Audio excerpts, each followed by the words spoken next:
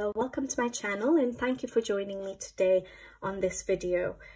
What I have here in front of me is my Tombow dual brush pens. If you've watched any of my videos that I've posted so far, you will see that I tend to use my Tombow dual brush pens a lot in my pages, simply because they're fun. They make my pages more vibrant and I love color. I love bold, bright colors. So this helps me produce those results. And yeah, I just really enjoy using them. So I've had a couple of comments from subscribers and requests to share with you what set of Tombow dual brush pens I have, or what pens I tend to use the most, so that if you don't have Tombow dual brush pens, if you wanted to try them out, you don't have to go out and get a full set of them. You can just get a few to try them out and see whether it works for you, whether you enjoy using them.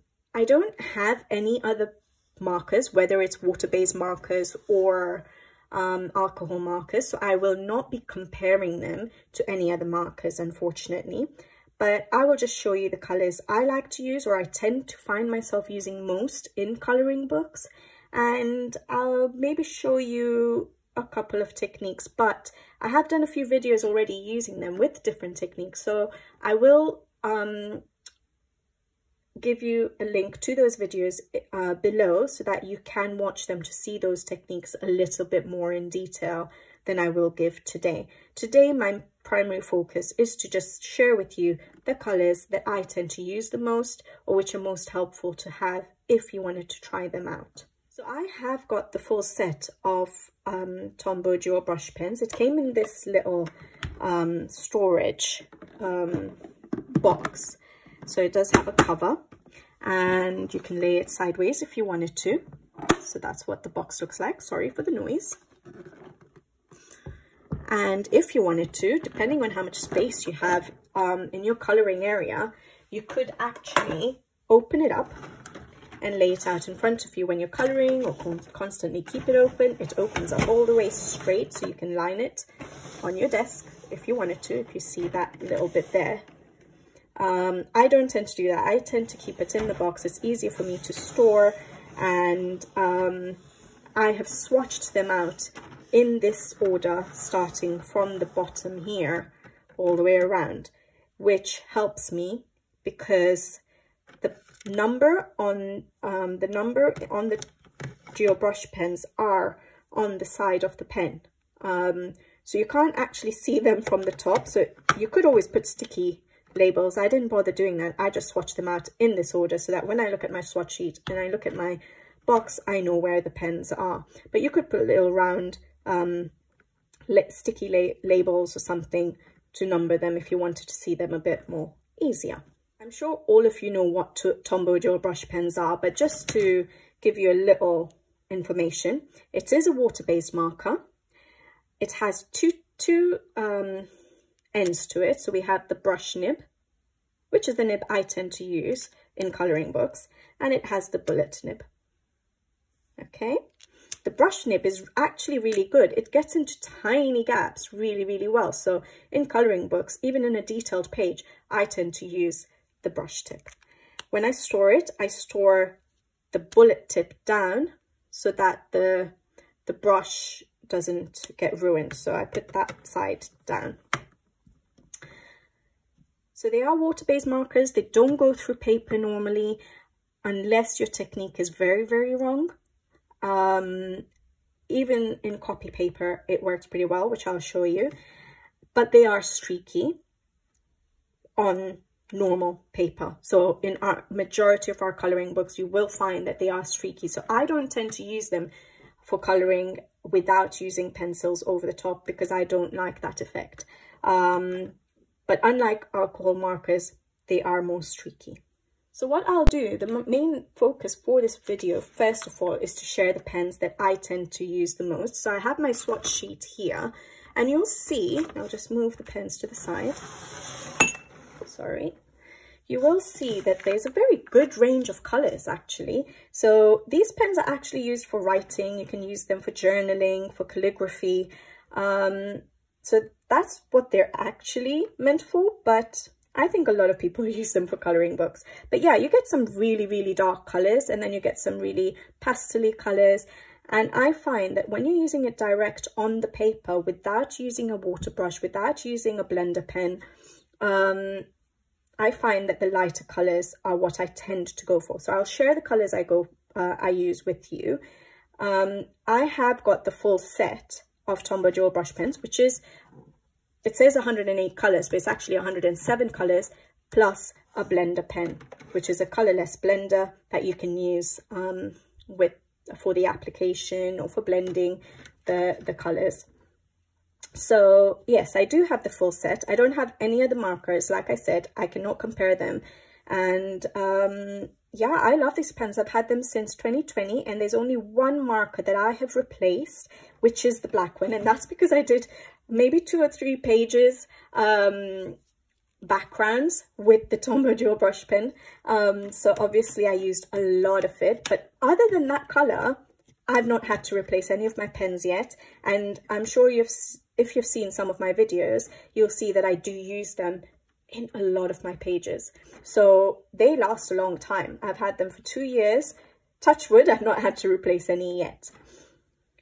So what I'll do is I'll swatch out the colors that I use the most. And I'll write the names down in the description box below. I think that will be the easiest for you guys to just refer to.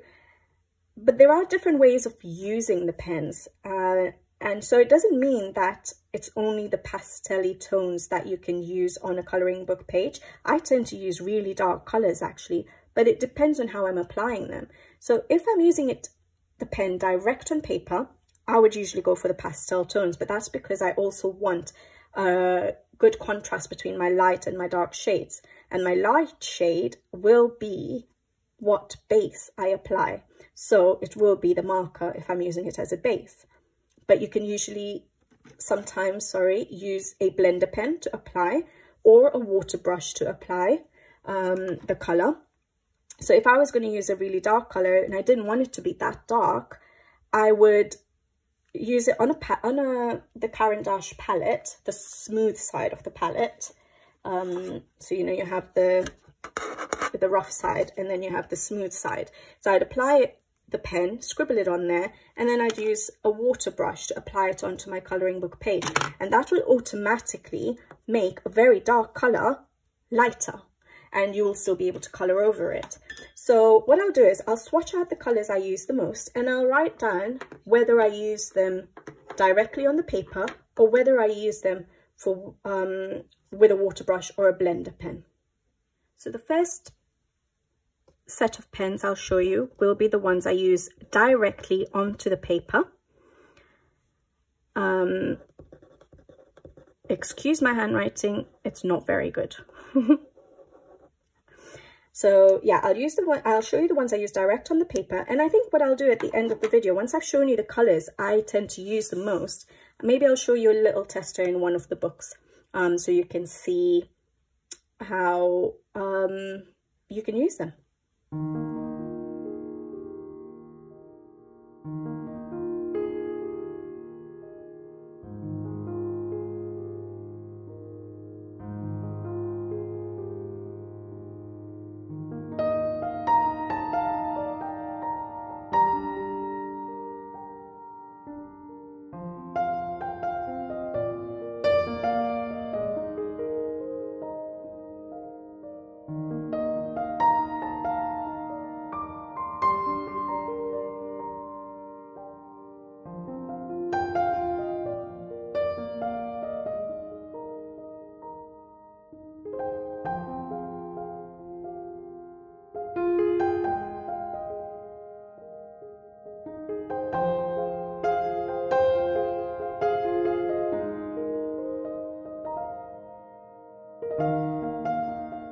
Okay, so these are the pens I think I tend to use the most directly on paper. So when I say that, if I show you in a book, so this is just my Eerie Romantic Country book, which I had on the side here because I'm actually colouring in it at the moment. But that's the book I have. And what I'll show you is, I've already done some testing when I got this book first to see how they work with my Tombows. But if I show you, when I say directly onto the paper, I've taken, sorry, I'm limited in space here because I have my Tombows right next to me. But let's say I've taken 533, which is this color here, okay? And I would apply it direct to the paper. So let's say we color this little book here. So when I say direct, that's all I mean, just straight coloring with it. But because I'm doing that, I would need this marker pen not to be too dark, because now that's my lightest shade. It doesn't get any lighter. Sorry, I've just gone over it because I don't know why I did that. But that's my lightest shade.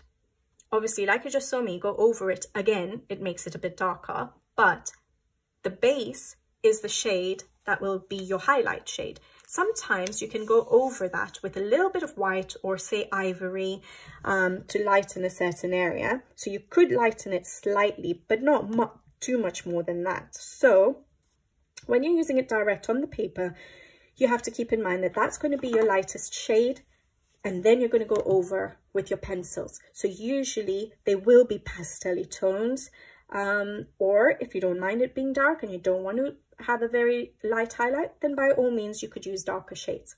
But that's what those are the colors I use directly onto the paper. And then I would use pencils over the top, darker shades, to then give me my shading effect. All right. So now what I'm going to show you, I should probably show you that, so that's just copy paper, just normal printer copy paper. It doesn't go through. They're water-based markers, they don't go through. Even the black, so where is my black? It's here.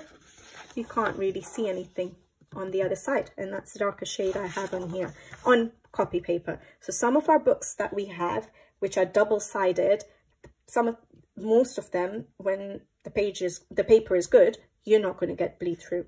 But of course, if you like color over the same spot, you know, continuously, so if I take the black again, or should I take a red? Those tend to bleed through usually, don't they? So if I take a really dark red and color over one spot quite a lot, so first if I just do that, you can see a little bit of shadowing because it's a red, but it's copy paper, remember that. But if I keep coloring over that, it is going to go through. Yes, can you see that? So you can see it sort of seeping through a little bit. So that's what you have to avoid when you're doing it in your coloring books. All right, so now what I'm going to do is I'm going to show you more shades that I do use a lot. However, they're darker shades, so I don't tend to use it direct onto the paper. So what I'll do is I'll show you the shade direct on the paper, and then I'll show you how I would apply it, usually with a water brush, to get a slightly lighter shade of that same color. So these are the colors with the water brush application, or if you use a blender pen.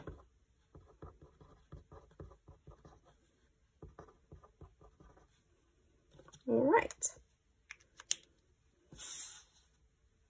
So for this, I have some water on the side. I have a paper towel, and I have my Caran d'Ache palette, the smooth side, that I'll be applying the pens to when I, sorry for the glare, when I apply it onto the paper. All right, so I'll show you those swatches now.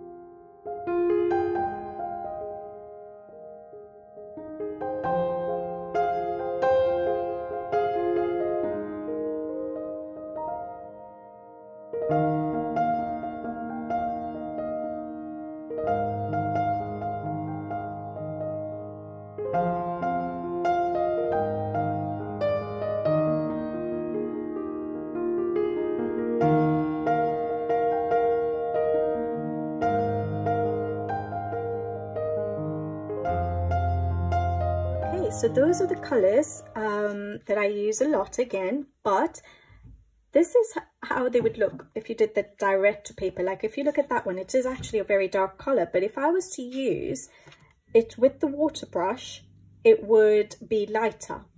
And so I would still use this color, but I would not apply it direct to the paper. I would use it with either a blender pen, but most often I would use it with a water brush. So if I was to take my test page again and try it out, so I need my palette.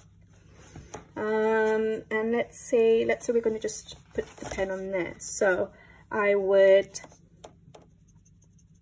so which one have I got? I've got 407, which is that one there.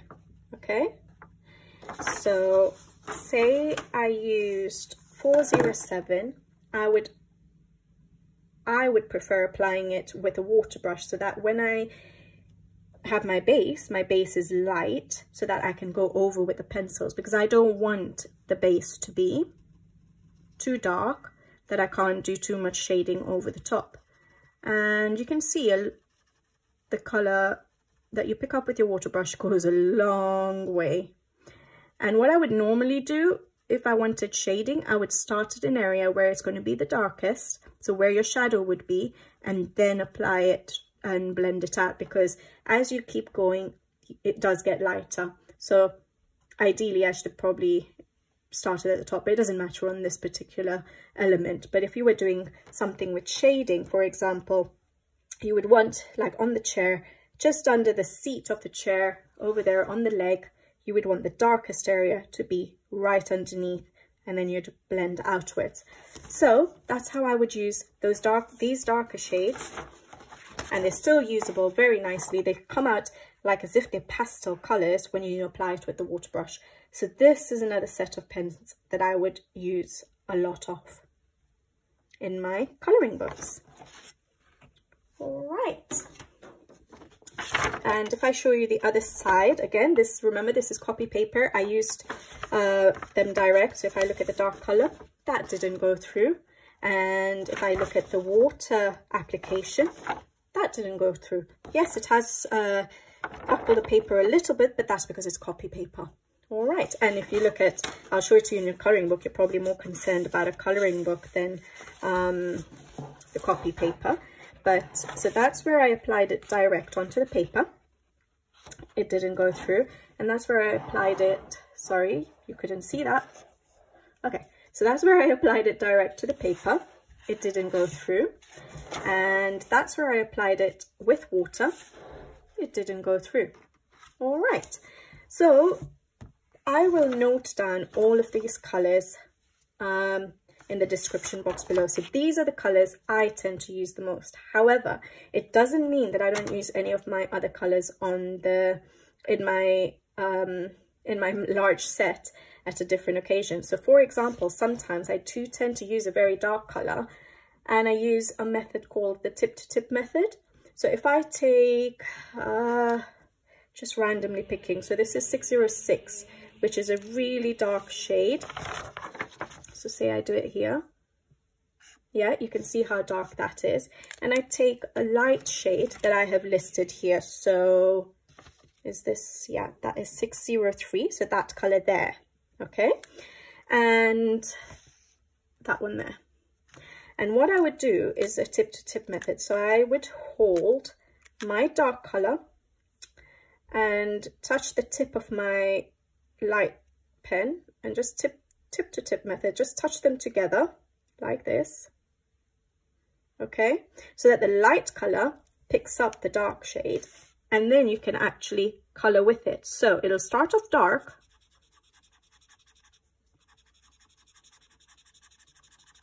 I touched it for quite long, so it picked up a lot of color, but it would go lighter. Do you see that? So you get a nice gradient with it.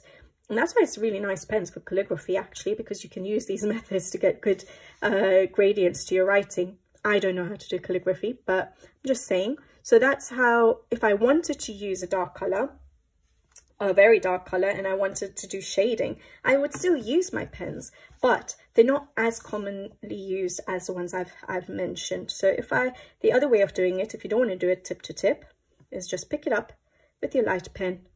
You pick up less color that way, as you can see, and you would go for it. All right. So that's another method of using, and then you just clean it off so that the dark shade comes off your light pen. So that's another way I would use some of my really dark shades in my set. But the ones I've swatched out for you today are the ones I would tend to use the most with majority of my coloring books. So what I'll do is, like I said, I will note them down in the description box below. Just hopefully it will help you guys.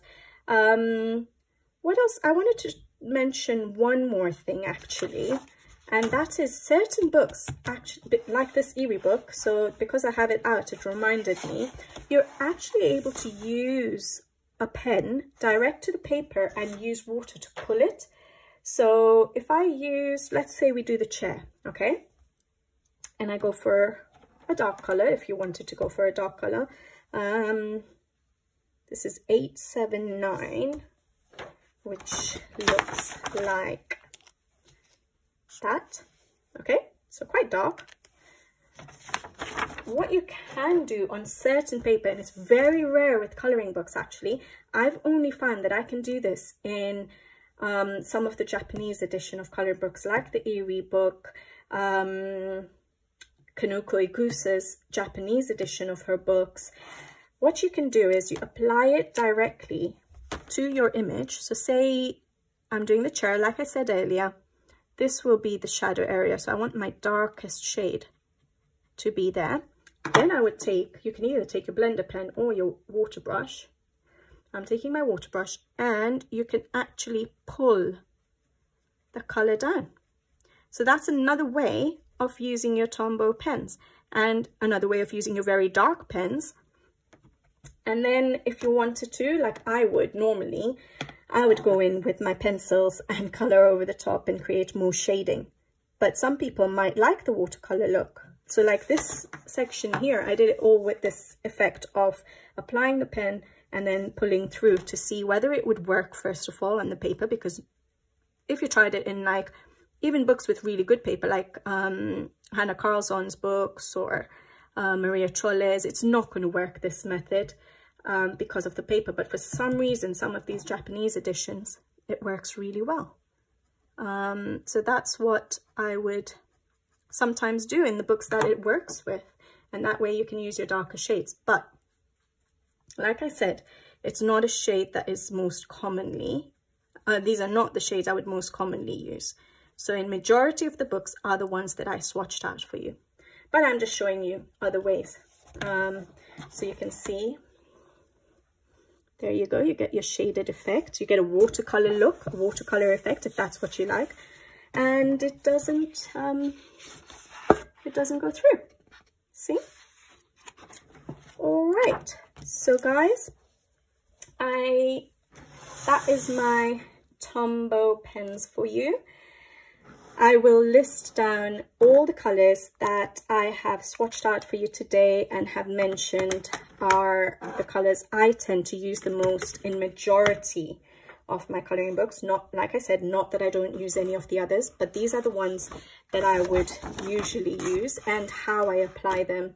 If I am using darker colors, I use a water brush or a blender pen, or if I'm using them direct on the paper, usually it's the pastel tones.